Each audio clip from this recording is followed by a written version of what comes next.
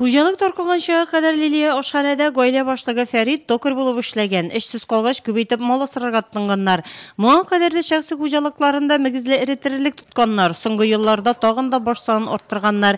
Чөнки хөкүмәттән ярдәм бар. Алдан ташламалы кредит булса, соңрак сыер башына 3000 сум алганнар. Хәзер мини фермалар төзү буенча. Бүгенге секендә 5 башка җиткерәбез инде. Kalmadı tanabız bizallarga, 5 baş була, Алла берсе. Арттырга уйлыйбыз әле, тырышырга. Дәүләт программасына 200 мең алдык.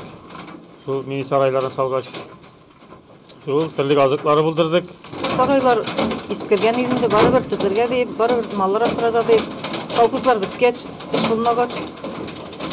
Саулаштык инде.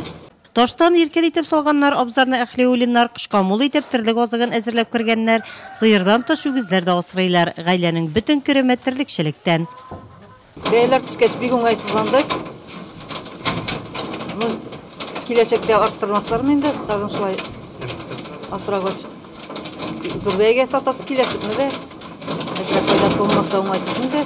Терлек асрау җиңел хезмәт түгел. Иртән иртүк башланган эш төннәрендә дәвам итә. Сыерлар бозаулый башласа бигрәк тә.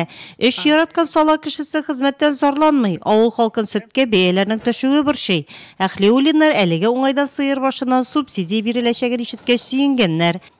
Шатландырып куйдылар, февраль айында субсидиялар бирәбез дип.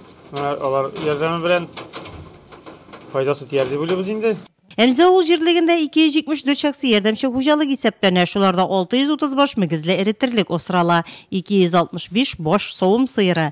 Үткән ел республикадан төрле программалар буенча 1 миллион 609 мең сум субсидия бирелгән. Әмма аларның баш саны җирлектә арта. Мини ферма төзергә теләк белдерүчеләр дә бар.